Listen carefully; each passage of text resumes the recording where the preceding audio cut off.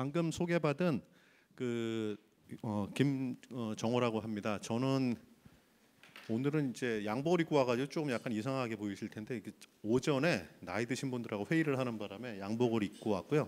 보통 때는 이렇게 안 다닙니다. 그래서 왜 저 사람은 정장을 입고 다니지 이렇게 생각하실 것 같아서 말씀드렸고, 저는 원래 네이버라는 우리나라 포탈의 8명의 이제 창업자 중에 한 명입니다. 그래서 제가 사업자 등록증을 99년 6월 2일 날 서초세무서 가서 등록을 했고요. 당연히 거기 주주였기 때문에 돈을 많이 벌었습니다. 많이 벌어서 2009년에 파이어를 했어요. 야, 드디어 이제 나도 한번 인간답게 한번 살아보자. 이래가지고 2009년에 회사를 그만두고 그때 주식을 다 팔았습니다. 저는.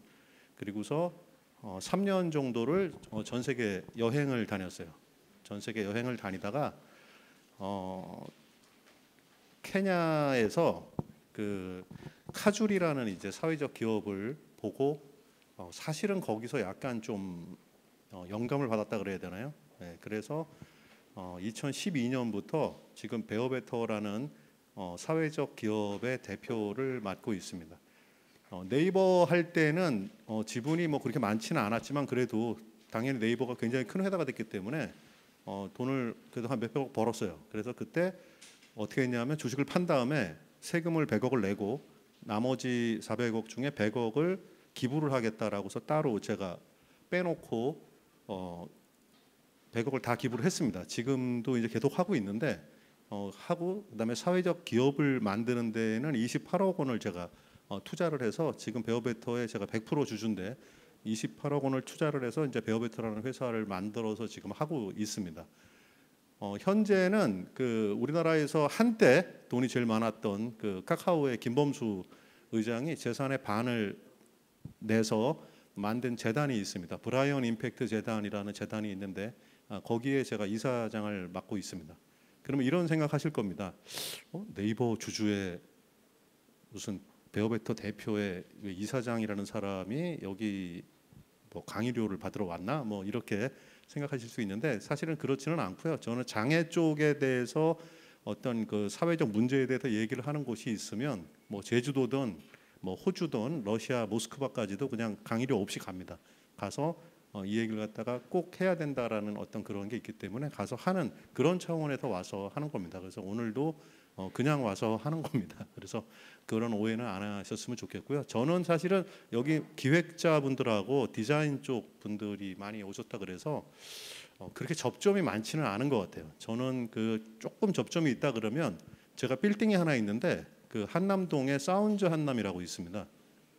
네, 그게 제 빌딩입니다. 그러니까 그걸 만들 때 어떻게 만들었냐면 조수용 대표라고 옛날에 JOH 대표하고 카카오 대표이사 했던 분한테 돈을 그냥 500억을 주고서 당신 마음대로 한번 건물을 갖다가 접어라. 그래가지고 만든 게 사운즈 한남이라는 빌딩이고요.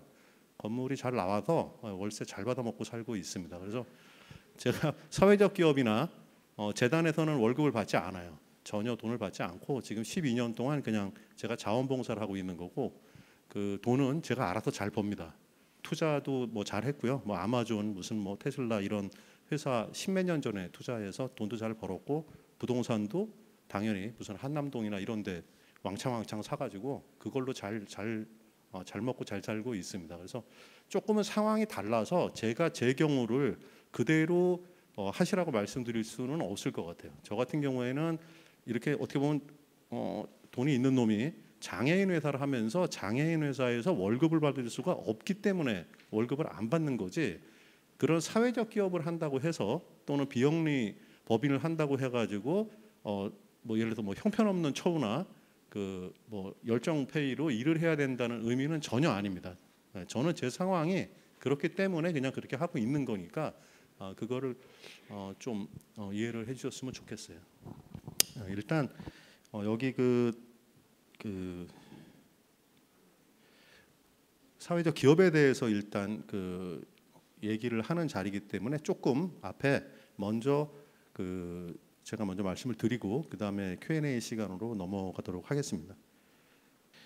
일단 여기 부분을 잠깐은 말씀을 드려야 될 것 같아서 일단 어떤 문제가 있었거든요. 우리나라에 그거를 이제 해결해 나가는 과정인데 그게 어떤 문제가 있었고 제가 베어베터라는 회사를 만들어서 어떻게 해결을 했는가에 대해서 잠깐만 말씀을 드리고 그 다음으로 넘어가도록 하겠습니다. 여러분 우리나라에 그 장애인이라는 우리나라는 국가에서 장애 등록을 합니다. 근데 장애인이라는 어떤 그 등록이 되어 있는 분들이 혹시 몇 퍼센트 정도 되는지 아십니까? 5% 조금 넘습니다. 5%가 조금 넘어요. 그러니까 한국의 인구가 5천만 명이니까 250만 명이 조금 넘습니다. 한 260만 명 정도의 그 장애인이 있어요. 근데 그 장애인이 요즘은 약간은 옛날처럼 뭐 소아마비라든지 이런 그 장애가 많지가 않아서 약간 좀 주변에서 많이 못 보실 수도 있어요. 근데 사실은 우리나라 장애인은 50세 이상이 200만 명입니다. 그러니까 여러분들이 나이를 먹어가면서 교통사고가 난다든지 어떤 산업재해가 있다든지 아니면 어떤 병에 걸려서 예를 들어 신장 투석을 하는 것도 장애거든요. 그러니까 어떤 그런 문제가 있다든지 해서 점점 장애인이 많아져요. 그래서 그 지금 주변에서는 별로 없을 수 있지만 그 우리나라의 장애는 260만 명 정도가 된다. 그러면 이게 글로벌하게 봤을 때 많은 거냐 적은 거냐라고 봤을 때는 많은 것도 아니고 적은 것도 아닙니다. 왜 그러냐면은 장애라는 걸 어떻게 정의하느냐에 따라서 달라요. 예를 들어 스웨덴이나 핀란드 같은 경우에는 장애가 20%가 넘습니다. 그리고 아프리카나 네팔 같은 경우에는 2%가 안 돼요. 네, 그러니까 똑같은 장애가 있어도 이거를 장애로 보느냐 안 보느냐에 따라서 그 국가마다 그 장애인의 비율이 다르다는 겁니다. 그러니까 이게 약간 관념적인 거예요. 개념적인 얘기예요. 장애라는 게 어디까지를 장애로 볼 것이냐라는 게 굉장히 애매한 그 얘기입니다. 그래서 하여간에 우리나라는 이렇게 되어 있다라는 그 얘기고요. 이게 이제 아까 연령별로 50세 이상이 우리나라 장애인의 80%다라는 얘기를 하려고 했던 거고요. 그러면은 50세 이하의 장애인 중에 어떻게 그러면 퍼센테이지가 될까 보면은 반이 그 발달 장애입니다. 반이 50세 이하에서 반이 발달 장애예요. 그러니까 발달 장애는 뭘까? 여러분들이 그 요즘 우영우라고 있죠. 앞으로 얘기해도 우영우, 뒤로 얘기해도 우영우라는 그 우영우가 자폐라는 그 장애인데 그 자폐와 지적 장애를 합쳐서 발달 장애라고 합니다. 지적 장애는 뭐냐하면 IQ가 낮은 거예요. 그래서 발달 장애가 반이고 그 나머지 13개 장애가 반이다. 이렇게 보시면 될 것 같습니다.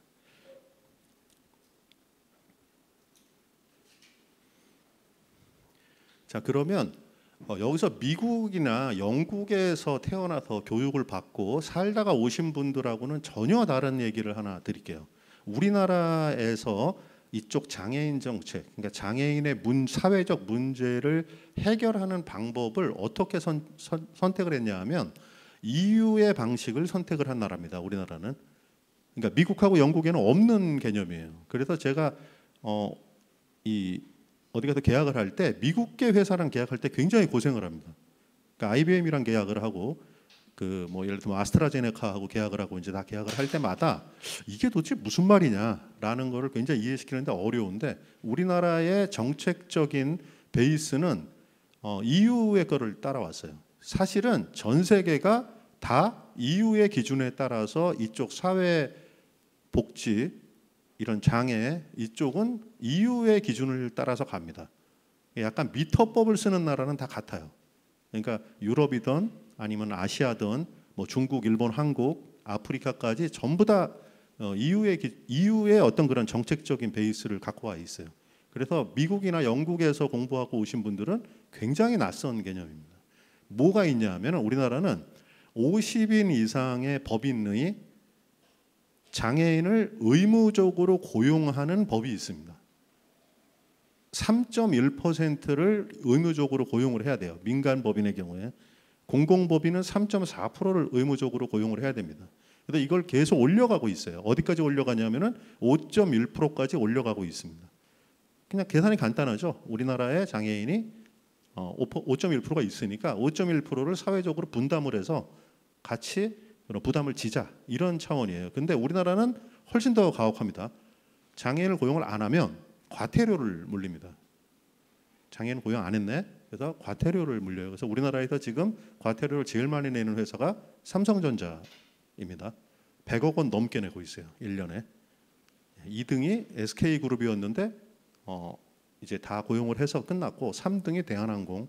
그다음에 대학교 중에는 연세대학교가 우리나라에서 가장 장애 고용을 안 해서 가장 많은 과태료를 내고 있습니다. 그러니까 10등 안에 드는 데만 말씀을 드리는 거고요. 나머지는 은행들입니다.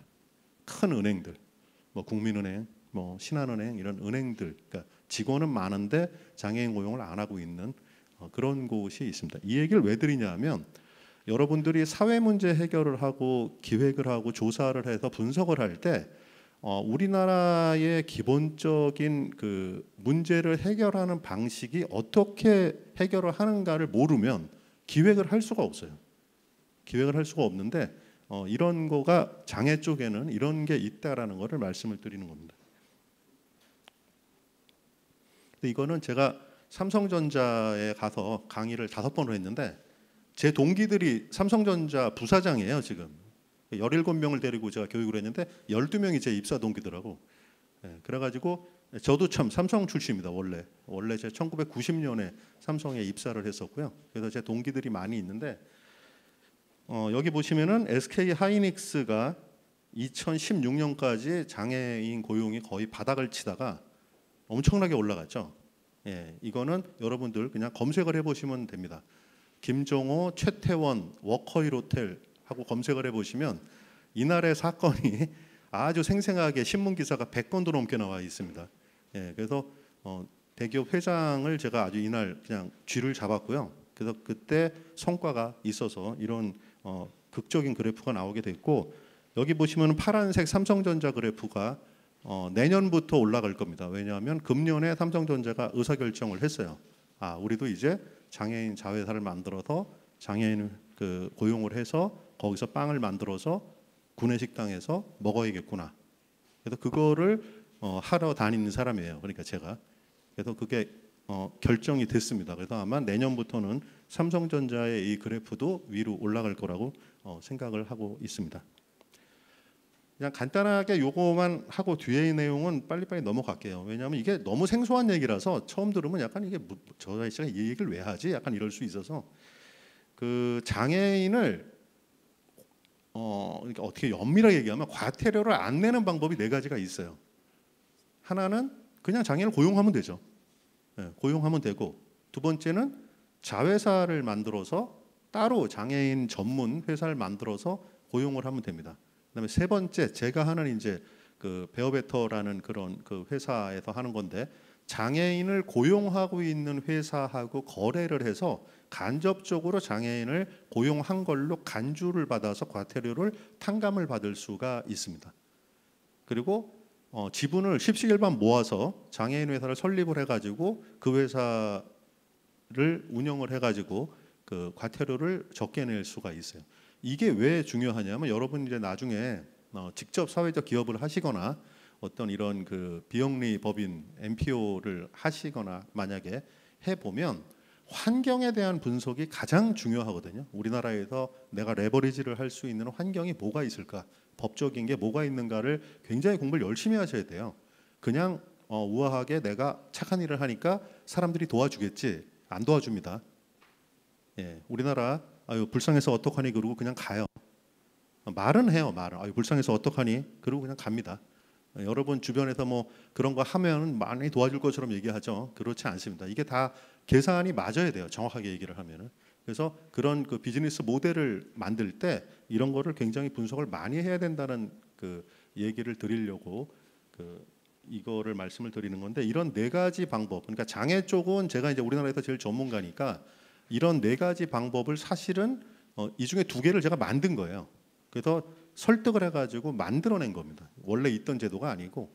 그래서 이렇게 원래 제도를 이용하는 것도 있고 없으면은 그걸 만들어서 설득을 할 수도 있다는 얘기를 드리려고 이런 4가지 방법이 있다. 근데 저게 뭘까? 처음에는 단어가 일단 이해가 안 돼서 이해하기는 쉽지 않으세요. 그래서 제가 아까 그냥 직접 뽑거나 자회사를 하거나 뭐 지분을 십시일반 모아서 하거나 아니면 장애인 회사랑 거래를 해서 하거나 이 네 가지가 있다라는 걸로 그냥 의미로 그냥 이해해 주시는 게 더 편할 거라고 생각을 합니다. 자, 여기 보면 여러분 제가 11년 전에 중증 장애인 회사를 만들어서 전원을 다 정규직으로 고용을 하고 최저임금 이상의 임금을 주겠다는 원대한 얘기를 했을 때 모든 분들이 뭐라 그랬냐면 정말 친하신 분들은 너 미쳤냐 그랬어요. 무슨 말도 안 되는 소리를 하고 있냐. 그게 되면 왜 여태까지 안 됐겠냐. 거의 그냥 안 되는 걸로 되어 있었습니다. 안 되는 걸로. 이때까지 우리나라에 중증 장애인이 정규직은 고사하고 그냥 2년 계약직으로라도 그 취업이 되어 있는 그 퍼센테이지가 0.7%였어요. 근데 그 0.7%도 정상적인 취업은 없었고 대부분이 뭐 가족이 하는 회사에 그냥 이름 걸어놓고 급여를 받는다든지 뭐 아버지가 하는 회사에 그냥 등록이 되어 있다든지 하는 어떤 그런 경우였지 사실상 정규직으로 대기업에 취업이 돼 있거나 어떤 이런 그 기업에 취업이 돼서 일하고 있는 중증 발달 장애인은 사실상 없었습니다. 11년 전에는 아예 없었어요. 그러면 지금 그 인원이 몇 명이 됐냐면 서울에서만 3만 명이 됐어요. 딱 10년 동안 3만 명이 일자리를 찾았어요. 그러니까 그 과정이 이제 지난하는 11년 동안의 이제 일이었는데 처음에 어떻게 그러면 이거를 환경을 분석을 하고 기획을 했는가라는 거를 말씀을 드리려고 그냥 간단하게 만들어 봤는데 결론적으로 얘기해서 안 된다는 거죠. 일반적으로 될 수가 없는 그 일을 갖다가 하는 겁니다. 제가 처음에 계약을 하러 이제 제 주변에 동료들을 찾아다닐 때 그분들이 뭐라 그랬냐면 야 멀쩡한 애도 말이 안 통해서 죽겠는데 어떻게 내가 중증 장애인이라고 커뮤니케이션을 하냐. 말도 안 되는 소리 좀 하지 마라. 이런 얘기 되게 많이 들었었어요. 당연한 얘기입니다. 당연한 얘기입니다. 발달장애라는 게 쉬운 게 아니죠. 참고로 저는 발달장애 쪽에 원래 아무런 연고가 없었던 사람이에요. 제 가족 중에 또는 제 아이 중에 발달장애가 있거나 그러지 않았습니다. 그냥 어떻게 보면 우연히 이쪽을 하게 된 건데, 예. 그래서 이게 아까 그 얘기를 하는 겁니다. 원래 거의 없었는데 지금은 많이 증가를 했다라는 어떤 그런 거고, 10년 전에 여러분 그 중증 장애인이 월급 얼마 받는 줄 아십니까? 그 4천 명이라도 급여가 5만 원 수준이었어요. 월급이. 그게 왜 그러냐면 우리나라는 장애인 고용을 할 때는 최저임금을 안 줘도 돼요. 그래서 보호작업장이라는 게 있는데 우리나라에 거기는 장애인이 생산한 물건에 대해서 남는 거를 모두 장애인에게만 주면 돼요. 그러니까 빼먹으면 안 돼. 그 옆에 비장애인이 빼먹으면 안 되고 그냥 장애인이 생산한 거를 팔아서 남는 거를 그냥 n분의 1로 나눠서 가지면 되거든요. 그런 게 600개가 있어요, 우리나라에. 근데 거기서의 소득이 얼마였냐? 5만 원에서 10만 원 정도 됩니다. 그래서 한 달에 일을 하면 5만 원에서 10만 원 정도를 받는 그런 구조였어요.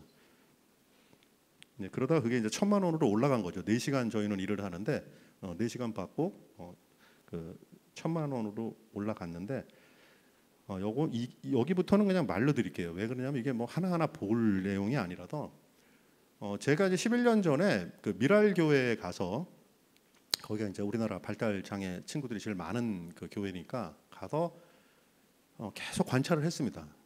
우리 친구들을 어떤 일을 하면 좋을까? 직무를 개발을 해야 될 거 아니에요.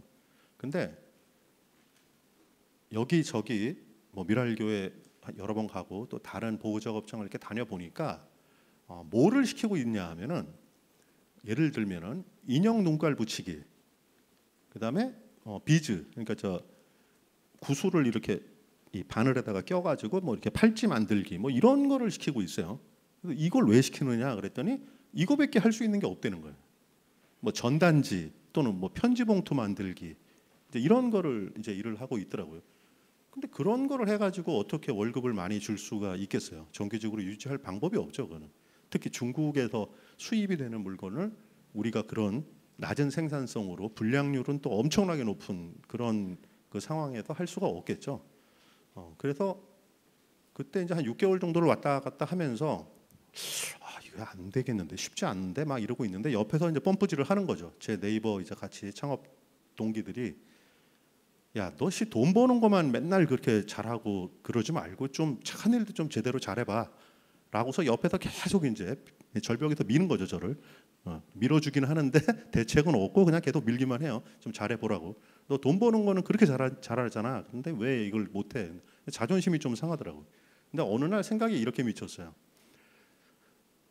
첫 번째 했던 게 복사였는데, 그걸 왜 그걸 했냐면, 생각을 해보니까 장애인이 종이를 넣고 장애인이 복사 버튼을 누른다고 해서 생산성이 떨어지거나 늦게 나오거나 품질이 이상한 아웃풋이 나오거나 단가가 높아지거나 하지 않는 거예요. 생각을 해보니까.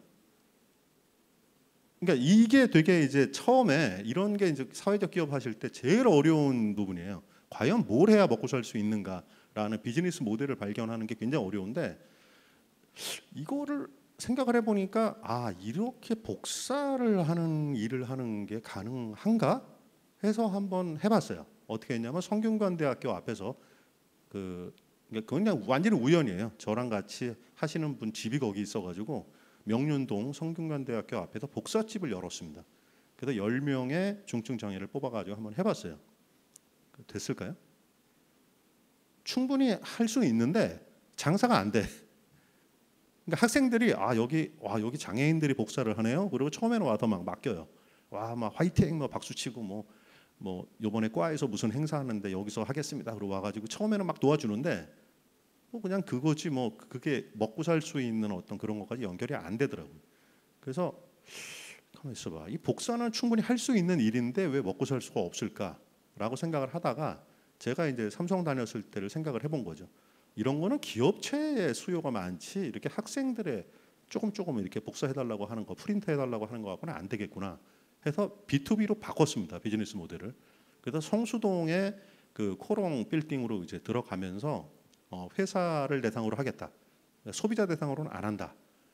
그래서 다녔는데 또 회사들이 요구하는 게 뭐냐면 항상 이거예요. 밤 늦게까지 나는 PPT를 만든 다음에 던져놓으면 그 다음날 아침에 인쇄가 돼가지고 나와 있어야 돼. 근데 장애인 회사는 그렇게 할 수가 없습니다. 그러니까 장애인을 밤에 야근을 시켜야 되는 거잖아요. 중증 장애인을. 그러면은 이게 왜 내가 이걸 해야 되는 거예요? 이유가 없는 거잖아요. 그래서 이것도 쉽지가 않네. 그래서 또 막 헤매는 거야 막. 그래서 거의 처음에 제가 이제 28억을 투자를 해가지고 회사를 계속 적자를 메꾸면서 한 2년을 굉장히 고생을 했어요. 그러다가 찾은 게 뭐냐 하면 우리나라에 이런 제도가 있더라고요. 그러니까 여기가 제일 중요한 건데 장애인을 고용하고 있는 회사가 만약에 1년에 매출이 10억인데 그 회사에 내가 1억 원어치를 납품을 받으면 그 장애인 회사가 고용하고 있는 장애인의 머릿수의 10%를 그 납품 받은 회사가 고용한 걸로 간주해 주는 제도가 있어요. 그걸 몰랐던 거예요, 제가. 그냥 하면 되는 줄 알았어요, 처음에 당연히. 왜냐하면은 내가 돈 다 넣어서 기계 다 사주고 뭐 임대도 다 하고 그러면 변동비만 들면 되니까 할 수 있을 거라고 생각했는데 그래도 안 됐던 거예요. 그래서 그거를 발견을 한 거예요. 그래서 그 모델을 갖고 이제 설득을 해나가기 시작합니다. 여기서 아까 그 제가 받았을 때 질문 1에 있어요. 당신이 회사 생활, 뭐 삼성이나 이런 기업 생활을 했을 때 도움이 되었는가? 그 회사 생활을 했던 게 도움이 되었습니다. 저는. 그러니까 저랑 같이 회사 생활했던 그 분들이 여기저기 회사에 흩어져 있었는데 그분들이 우리 김정호 대표가 좋은 일 한다는데 한번 해보자. 그래서 이렇게 맡겨주기 시작을 했어요. 주로 뭘 했냐면 급하지 않은, 그러니까 제안서는 밤새고 한 다음에 그 다음날 나와야 되니까 안 되고 교육 자료를 인쇄하는 그런 거를 이제 주기 시작을 했어요. 그래서 그걸 맡아가지고 이제 시작을 하게 됩니다. 근데 그거 갖고는 당연히 먹고 살 수는 없었지만 계속 돈을 제가 집어넣으면서 또 새로운 게 뭐가 없나 아이템이. 그리고 회사를 계속해서 영업을 하고 다녔어요. 그래서 지금은 대기업 506개 회사에 납품을 하고 있습니다. 여러분 11년 동안 506개 회사를 계약을 하려면 몇 번 PT를 해야 되는지 아십니까? 그리고 어떤 취급을 받을 것 같으세요? 꺼지래니까 책상 꽝꽝 치는 경우가 몇 번이나 있었을까요? 예, 굉장히 많습니다. 왜 그러냐면 지금 장애인이 하는 이 직무라는 거는 다 이권이에요, 일종의. 근데 그렇지만 그걸 계속해서 늘려가면서 복사 말고 뭐가 또 없나 계속 생각을 갖다가 하는 거죠. 얘기도 해보고 거기서 계속해서 직무가 나오기 시작을 합니다. 아이템이. 명함을 한번 해보시면 어떨까요? 해서 명함을 어떻게 하는 거지? 내가 명함 어떻게 만드는지 모르잖아요. 그래서 어떻게 했냐면은 충무로에 가서 인쇄 그 과정을 들어가는 거죠. 저희 직원 전체가. 그랬더니 아 이런 인쇄는 이렇게 하는 거고 이런 인쇄는 이렇게 하는 거고 그걸 배우는 거예요. 예, 인쇄 과정을 들어가서. 그래서 명함을 하기 시작을 했어요. 지금은 대기업에서 명함이 이제 아예 시스템으로 연결이 돼가지고 대기업 인트라넷하고 그대로 연결이 돼서 주문이 들어옵니다. 예를 들어서 CJ그룹에서 이번에 로고를 뭐 BI, CI를 바꿨다. 그러면 우리는 대박이에요. 몇만 통이 들어오잖아요. 한꺼번에 다 바꿔야 되니까. 또 이사 가서 나 이사 너무 좋아해. 이사 딱 가면 몇천 명을 한꺼번에 만들어야 돼요. 주소도 다 바뀌니까. 예, 그러면 그냥 난리가 납니다. 그냥 주문이 막 그냥 쏟아져 들어오는 거죠. 그럼 그거 만들어가지고 갖다 주는 거예요. 그래서 이런 식으로 하나씩 하면서 하는데 모든 거는 다 직접 합니다. 직접 들어가서 직접 다 해보는 거예요. 그래서 이런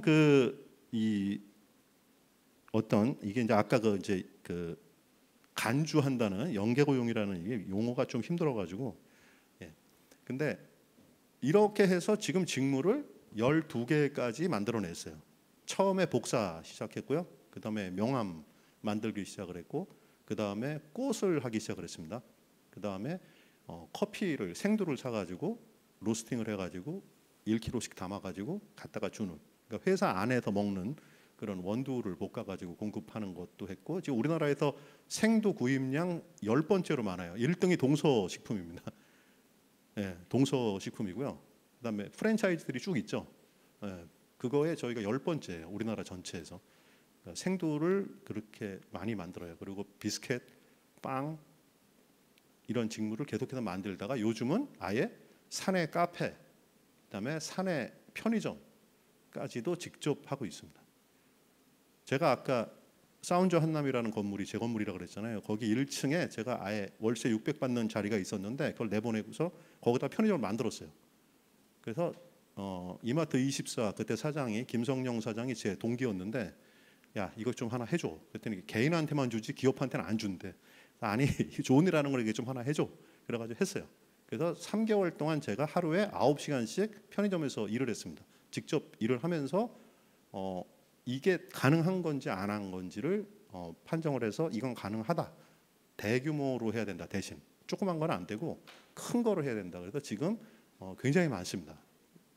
뭐 한화 1층에도 있고요. 네이버 1층에도 있고 카카오 본사에도 있고 뭐 저쪽 안국동 뭐 현대 그 본사에도 있고 굉장히 많이 있어요. 지금 한 30 몇 군데가 있는데 그거를 하기 전에 직접 제가 5년 전에 직접 했고 9시간 동안 1편, 2편 올 때마다 노가다 뛰고 예, 그걸 직접 했었어요.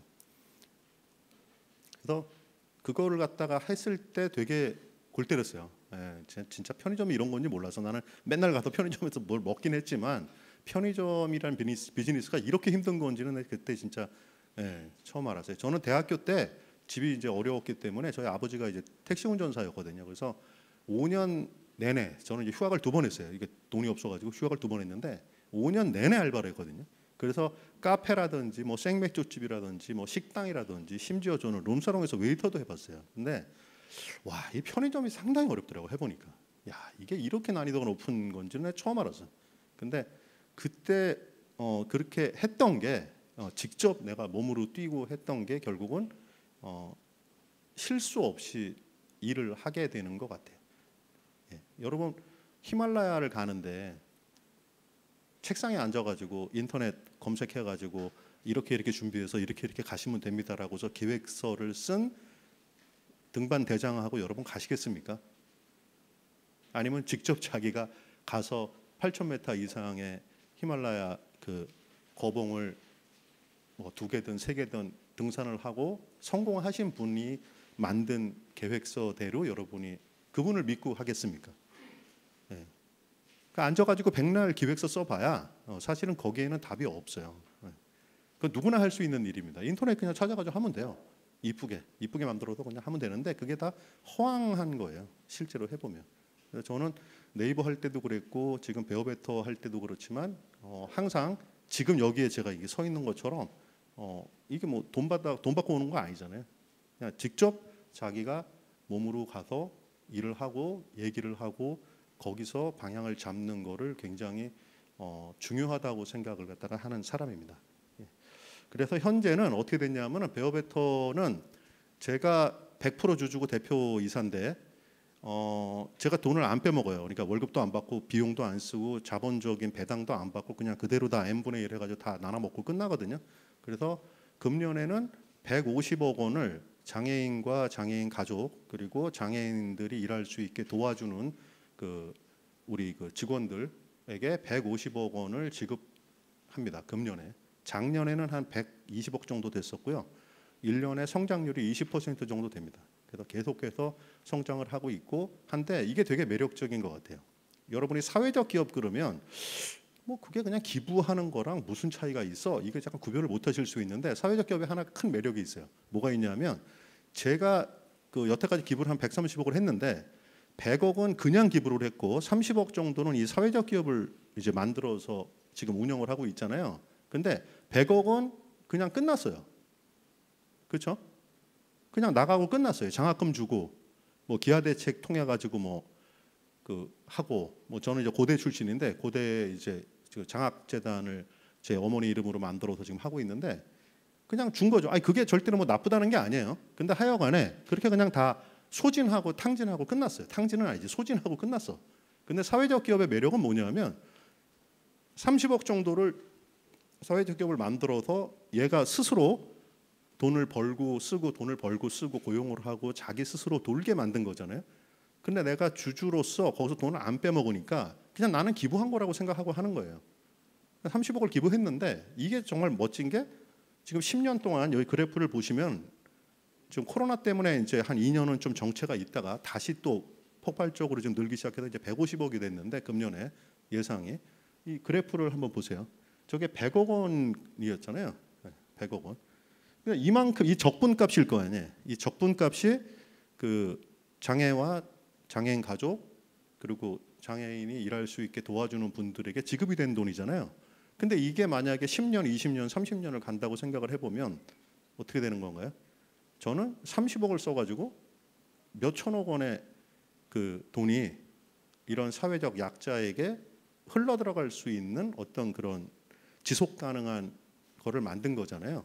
이게 제가 기부하지 말란 얘기가 아니라 기부나 이런 것도 좋은데 이것도 굉장히 의미가 있다는 거예요. 사회적 기업이라는 게 굉장히 의미가 있구나. 이거를 한번 이해를 갖다가 이걸 보고 해주셨으면은 나중에 굉장히 관심이 있을 수 있어요. 근데 이제 사회적 기업은 주주가 욕심을 내는 순간 망합니다. 그러니까 주주는 그냥 이걸 기부했다고 생각을 하게 만들어야 되고요. 이 사회적 기업 안에서 일하는 사람들을 위해서 그냥 다 쓰겠다라고 생각을 해야 돼요. 그래서 그런 회사를 지금 계속해서 만들고 있어요. 그래서 여러분들이 또 검색을 해보시면 예를 들어 뭐 베어베터 대구, 뭐 브라보 비버 대구 이렇게 검색해 보시면 그게 대구에 만든 사회적 기업이고, 그다음에 인천에 지금 또 150명짜리를 만들고 있고 의정부에 만들고 있고 지금 계속 전국에 만들고 있어요. 근데 이게 굉장히 평가가 좋아서 정부 공무원들이 그렇게 좋아해요. 그래서 기획재정부 차관님이 직접 베어베터에 와가지고 노동부나 이쪽 그 보건복지부 분들 다 앉혀놓고서 이런 거를 하란 말이야. 이런 거를 그걸 대놓고 막 그냥 차관님이 직접 와가지고 막 흥분해가지고 막 와가지고 그랬던 기사가 있어요. 얼마 전이야. 한 2달도 안 됐어요. 그리고 막 기자들, 우리 언론사 기자분들이 제가 대구에 이제 이거 1호 그 아까 그 사회적 기업 베어베터 말고 이제 두 번째 사회적 기업 만들어가지고 지방의 중증 장애인 문제를 해결하겠다라고 했을 때 우리나라 언론들이 우르르 다 같이 갔어요. 진짜 뭐 조중동부터 뭐 한겨레 무슨 뭐 저 이로운넷 뭐 우르르 같이 가가지고 그걸 취재를 하고 이렇게 돼야 됩니다. 그리고 전면 기사가 나고 뭐 난리가 나 난리가. 왜 그러냐 하면 이분들이 이제 아는 거예요. 아 이런 형태가 굉장히 우리의 사회적 문제를 해결하는 데에 굉장히 좋은 하나의 그 수단이구나 아니면 방법이구나라는 거를 이제 인지를 완전히 하신 것 같아요. 이게 계속 가잖아요. 계속해서 돌면서 계속해서 이제 일자리를 만들고 하니까 그래서 금년에는 제 생각인데 내년에는 아마 한 1,000명 정도가 늘 것 같아요. 중증 장애인의 정규직 일자리가 1,000명 정도가 늘 것 같은데 뭐 삼성전자도 참여를 했고 뭐 KB 국민은행도 참여를 했고 그 회사에 포스코도 들어갔고 뭐 우리나라 대기업 집단이 8개가 지금 같이 하거든요, 저희랑.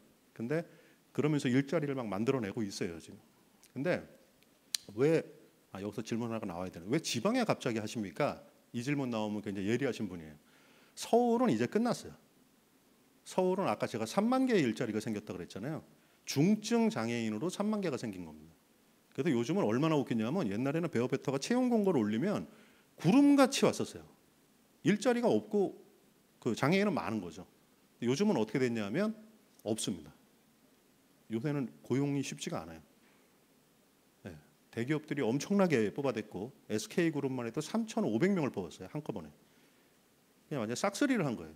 그래서 요새는 어떤 황당한 일이 벌어지고 있냐면 삼성전자가 수원에 지금 만들고 있는데 사람이 없어서 SK에 다니던 중증 장애인을 사인이 보너스를 주고 데려옵니다.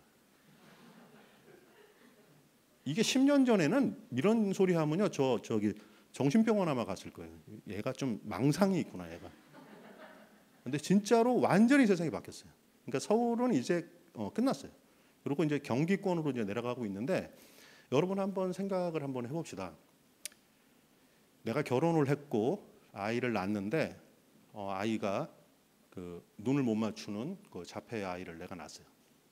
그럼 어떤 일이 벌어질까요? 우리나라에서 아이를 그렇게 낳았으면 온 가족이 이건 이제 문제가 생겼구나 그래서 어떻게 도와주면 될까를 고민하는 나라가 아니에요. 제가 노동부 통계하고 베어베터 통계를 갖고 말씀을 드릴게요. 우리 장애 직원들한테 부모님이랑 같이 살아요? 뭐 누구랑 살아요? 라고 물어봤을 때 20%만 부모님이랑 삽니다. 80%는 어머니와 살거나 그 중에 또 20%는 혼자 살아요. 자, 그 상태에서 아이가 집에 있을 때와 이렇게 일자리가 생겨서 어디를 가서 정규직으로 10년, 20년 일할 수 있는 일자리가 생기고 최저임금이라도 급여를 받고 거기서 체육활동도 하고 오는 그 차이가 얼마나 나을 것 같으세요? 그 사회적 가치가 얼마일 것 같으세요? 어머니도 일을 못 나가. 이 아이가 집에 있으면. 그렇죠? 아이가 막 불 막 하고 뭐 자기 막 물어뜯고 막 이러고 있는데 어떻게 일을 나가겠어요? 근데 사실은 제가 2012년에 케냐 나이로비에 갔을 때 사실은 카줄이라는 회사가 그런 회사였어요. 미혼모가 350명이 모여 있는 회사였어요. 근데 여기는 어떤 비즈니스 모델을 갖고 있냐면 영국과 미국의 세계적인 디자이너에게 디자인 기부를 받습니다. 그리고 케냐에 있는 미혼모들로 하여금 그 비즈 공예인데 그 구슬을 만들어요. 그런 다음에 그거를 영국에 있는 뭐 헤롯 백화점이나 뭐 뉴욕에 있는 버그도프 굿맨 그 백화점에서 그걸 팔아. 그러면 그 사는 사람 입장에서는 뭐 비용은 뭐 한 몇십 불밖에 안 하는데 이게 누가 한 거래? 그러니까 누가 디자인 기부를 한 거야. 그러니까 살만한 거예요. 그래서 그런 어떤 그 비즈니스 모델을 만들어 가지고 돌리는 사회적 기업이었어요. 제가 2012년에 처음에 그 보고 와서 이제 이 베어베터를 하게 된 게. 그래서 여러분들이 이제 사회적 기업이나 이런 사회적 약자를 돌보는 어떤 그 비영리 법인이나 이런 걸 하실 때 절대로 낭만적인 꿈을 꾸시면 안 됩니다. 비즈니스 경험이 조금 있는 경우가 저는 맞다고 봐요. 뒤통수를 그렇게 맞아 봐야 자기가 돈을 벌면서 이런 거를 이겨내지 못 이겨내요. 그래서 그런 말씀을 드리고서 일단 그냥 제가 어디 가면 보통 2시간을 해가지고 말을 좀 많이 하는데 오늘은 이제 시간이 짧으니까 요 정도만 해도 충분히 이해하실 수 있으리라고 생각하고 여기까지 할게요. 그리고 이제 그 질문에 대한 거 얘기하거나 아니면 뭐 지금 또 질문을 받거나 그 정도 하고서 마무리하겠습니다. 예, 감사합니다. 첫 번째 질문은요. 풍부한 인적 네트워크 없이도 사회적 기업은 잘 될 수 있을까요? 라는 질문을 주셨는데요. 네, 답변 부탁드리겠습니다.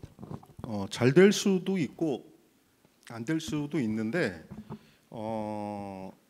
사실은 인적 네트워크보다 중요한 거는 브랜드예요. 사실은 이 개념이 정확하게 서 있고 저기에 대한 신뢰가 있지 않으면 아무리 인적 네트워크가 있어도 잘 안 됩니다. 근데 초창기 제일 처음에 그걸 거기까지 끌어올릴 때 그때가 이 인적 네트워크가 필요한 것 같아요. 근데 어느 정도 지나고 나면 그때부터는 인적 네트워크하고는 사실은 별로 상관이 없고 그 사회적 기업의 브랜드가 더 중요하다. 그래서 지금 베어베터라는 브랜드는 아마 어젠가요? 뭐 그 박초롱 그 대표가 실무적으로 만들어 주셨는데 그 처음에 브랜드 정체성을 확립하고 슬로건을 만들고 이런 어떤 캐릭터를 만들고 한 거는 그 조수용 대표가 해줬어요. 그러니까 굉장히 비싼 사람이 해줘가지고 어떻게 보면 굉장히 잘 나온 거죠. 예. 그러니까 제가 이제 그때 건물을 줘달라고 맡겼을 때 그거 하면서 그냥 같이 그 해줬었는데 그래서 브랜드가 더 중요한 것 같아요. 후반기에는. 근데 초기에 제일 처음에 그냥 아예 살 수 없을 때 그때는 인적 네트워크가 가동이 됩니다. 그리고 그 여러분에 대한 신뢰도 되게 중요해요. 그러니까 제가 예를 들어 사회적 기업 한다고 막 돌아다니는데 제가 뭐 어디 뭐 예를 들어 강남의 밤거리를 돌아다니거나 뭐 골프 치고 뭐 어디 뭐 해외 여행 다니고 예를 들어 해외 여행 가는 게 뭐라 그러는 게 아니라 그러니까 약간 쟤는 그냥 돈이 많으니까 저러고 사는 놈이 뭐 갑자기 또 뭐 사회적 기업 한다고 주접이야 이런 만약에 브랜드를 제가 갖고 있었으면 안 됐을 거예요. 예. 근데 이제 그렇지 않았기 때문에 많이 도와줬고 그게 굉장히 초반에는 도움이 됐다. 인적 네트워크는 초반에는 굉장히 중요한 것 같은데 그때도 브랜드가 없이는 안 됩니다. 야, 저 자식 뭐 예를 들어서 남의 돈 꿔가지고 갚지도 않는 놈이 저게 뭐 신용불량자가 돼가지고 뭐 헤매고 있는 놈이 무슨 사회적 기업이야? 이 순간에 그냥 끝나요, 사실. 안 도와줍니다. 도와줄 것 같지만 안 그래요. 우리나라 생각보다 굉장히 쉽지 않은 나라입니다. 두 번째 질문.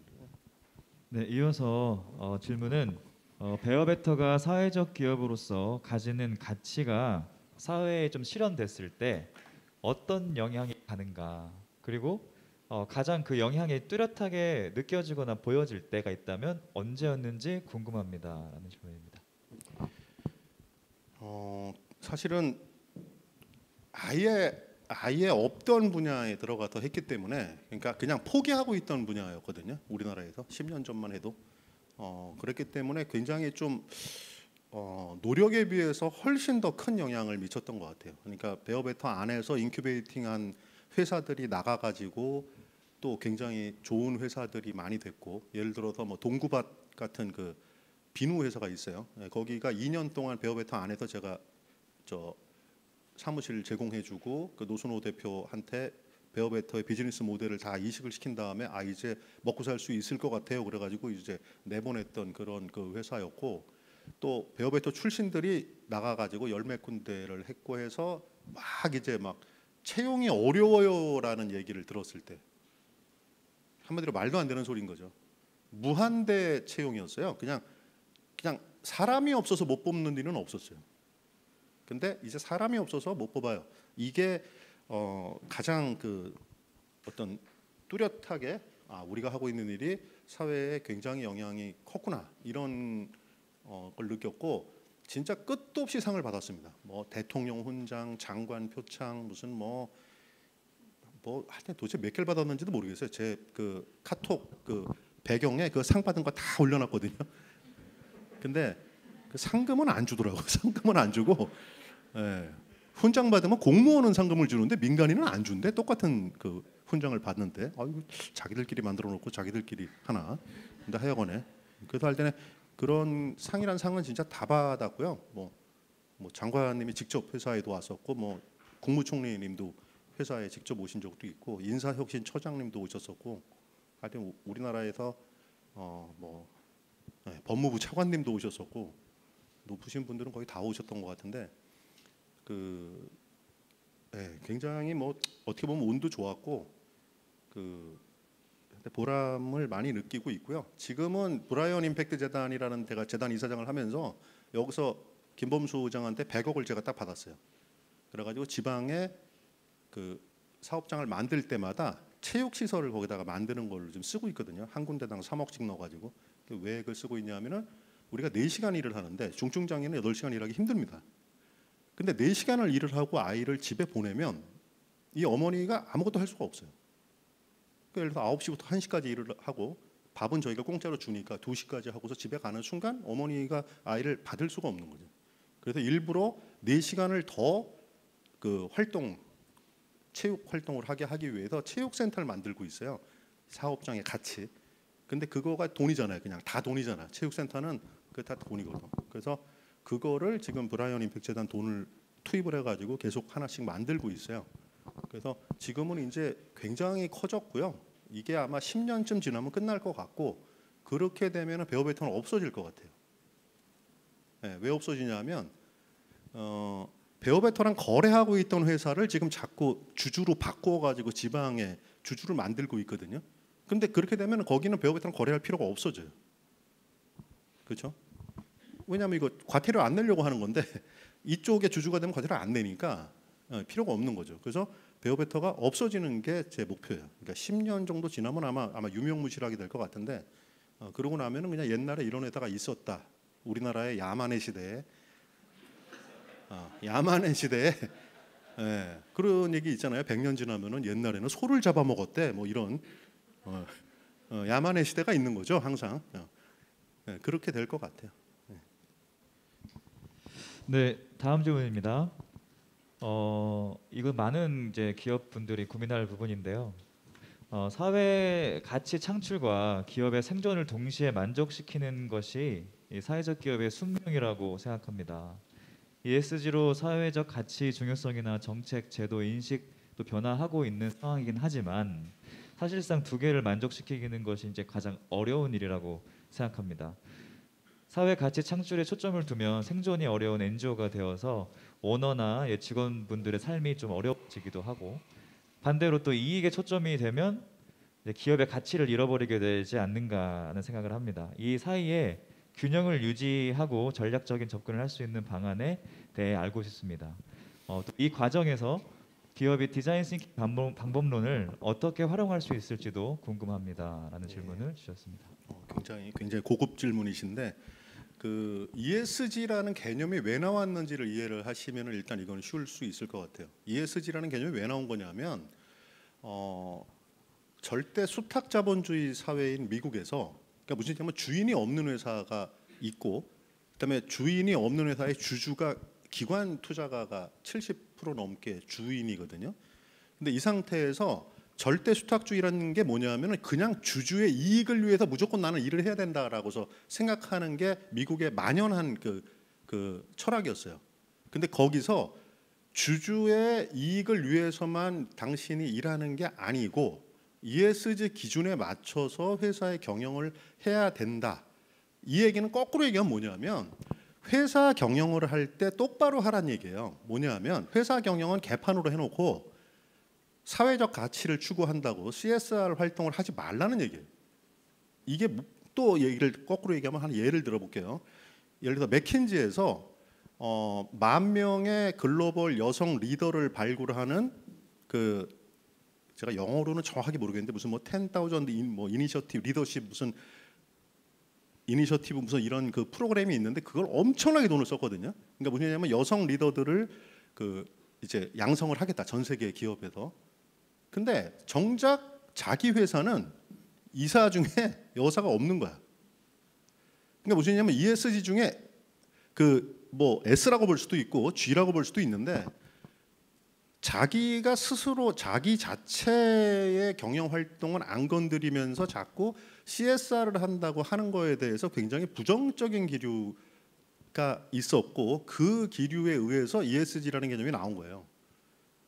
그러니까 당신의 회사가 폐수를 펄펄 강에다가 흘리면서 무슨 고아원에 가가지고 기부하고 하는 그건 아니라는 거예요. 그러니까 기본적인 당신의 경영 활동 자체가 ESG 기준에 맞아야 된다라는 얘기를 하는 거예요. ESG가. 그러니까 여러분이 기업체에 있으면 무슨 얘기냐면 내가 연탄 날르기를 열심히 하는 것도 하는 거지만 우리 회사, 우리 법인이 ESG 기준에 맞춰서 똑바로 행동을 하고 있는가라는 거를 더 중요하게 봐야 된다는 겁니다. 그러니까 나부터 잘해야 된다는 얘기예요. 나부터.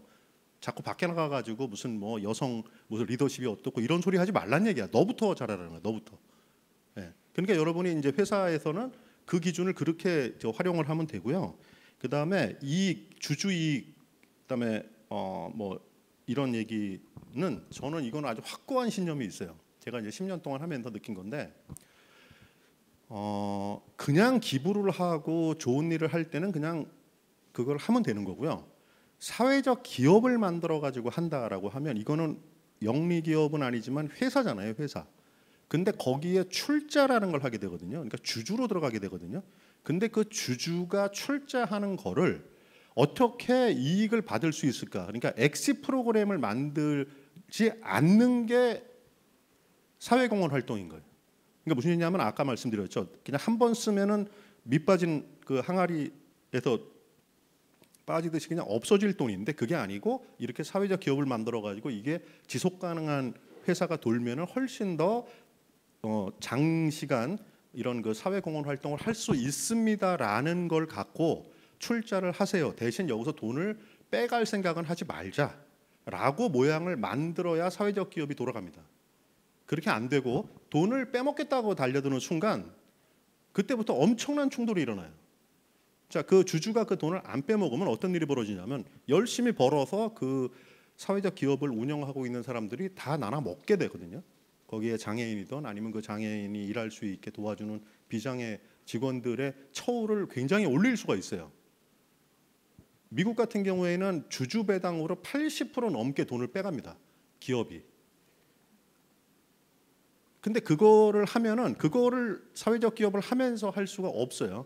그러니까 우리나라는 그걸 법으로 만들어놨어요. 3분의 2는 못 빼간다라고 사회적 기업 법에 있어요, 아예. 근데 그러지 말고 그냥 100% 이거는 그냥 기부한 건데 여기가 지속 가능하게 돌아가게 만드는 게 맞습니다라는. 그러니까 여러분이 이제 회사나 이런 데에서 이런 설계를 할 때 그걸 기본 개념으로 잡고 들어가면 그냥 돈을 기부하고 쓰고 없애는 게 아니라 이게 돌아가는 게 훨씬 더 좋습니다라는 개념을 먼저 잡고 들어가면 되게 편해져요.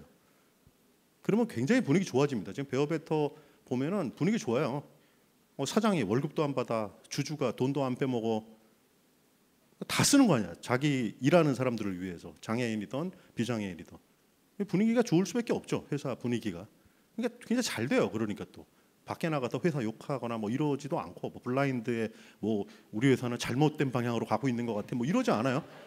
아 정답대로 가고 있는 것 같아 막 이래. 왜냐하면 아니 주주가 돈 안 빼먹고 영업만 죽어라고 하고 일만 하고 돈 안 가져가니까 그 뭐 짜증 날 건 없잖아 최소한. 네. 네, 최소한 짜증은 안 나잖아요. 그러니까 그런 분위기, 그런 구조를 만드는 게 되게 중요해요. 이거를 빼먹어야 되는데 내가 얼마를 빼먹게 설계를 해야 되나? 네, 그거는 답이 아닙니다. 네, 이건 확신이 있어요. 네. 자, 다음 질문입니다. 사회적 기업의 철학을 일반 영리 기업에서도 실제 업무에 이게 적용을 하려면 실무자가 어떻게 접근할 수 있을까요? 라는 ESG. 질문입니다. ESG. 그냥 ESG 기준에 맞춰서 우리 회사의 경영이 돌아갈 수 있게 하면 됩니다가 영리 기업에서 사회적 기업이 아니더라도 영리 기업에서 뭘 하자고 내가 얘기를 해야 되는가에 대한 답이에요. 네, 이거는 글로벌 스탠다드고요. 그리고 진짜 이것만 잘해도 아무 문제가 없어요, 사실은. 이것만 잘해도 아무 문제가 없습니다. 네, 이건 그냥 답이 이미 나와 있는. 예. 마지막 질문입니다. 사회적 기업을 준비하고 있는 뭐 대학생 분들이라던가 이제 디자인 기업들에게 마지막으로 해드리고 싶은 말씀이 있다면 부탁드리겠습니다. 사회적 기업은 기업입니다. 그러니까 비영리 법인하고 달라요. 비영리 법인은 내가 어떤 그 사회 공헌, 사회를 이롭게 하는 어떤 컨셉을 이 사회에 제시를 하고 그 지지를 바탕으로 기부를 바탕으로 돌아가는 게 비영리법인이고요. 사회적 기업은 우리가 추구하는 이런 가치를 위해서 영리 기업의 주식회사에 물론 사회적 기업이 다 주식회사는 아니지만 그 방식을 쓰는 게 사회적 기업이거든요. 네, 그래서 둘은 굉장히 다른데 제가 왜 사회적 기업은 기업이라는 얘기를 하냐면은 사실은 좀 기업을 할 줄 알아야 되는 것 같아요. 네, 정말 힘들더라고요. 제 양성을 할 때 보면 너무 뻔한 거 하나를 몰라가지고 막 헤매고 막 법을 위반을 하고 막 헤매 막 뭐 계산서가 뭔지도 모르고 법인세가 뭔지도 모르고 그러니까 뭐냐면 너무 아무것도 모르는 상태에서 의욕이 앞서가지고 가다 보면 어떤 일이 벌어지냐 하면 번아웃이 돼요. 갑자기 여러분 저도 베어베터에서 여러 번 겪은 일인데 어머니가 자기 아이가 해고를 당하는 수가 있습니다.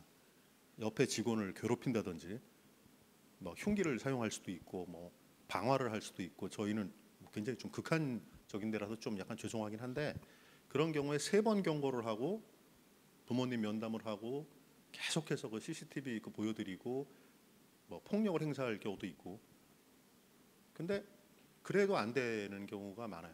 그래서 4번, 5번까지 저희는 그걸 하는데 그래도 5번째까지 그러면 옆에 있는 동료가 일을 할 수가 없기 때문에 할 수 없이 해고를 합니다. 그러니까 그걸 못 버텨요. 그러니까 너무 의욕만 앞서서 일을 할 때 너무 힘들고 도와주는 사람 없고 뭐 내 개념 내 브랜드도 정리가 안 돼 있는데 이런 일이 생기면 못 버팁니다.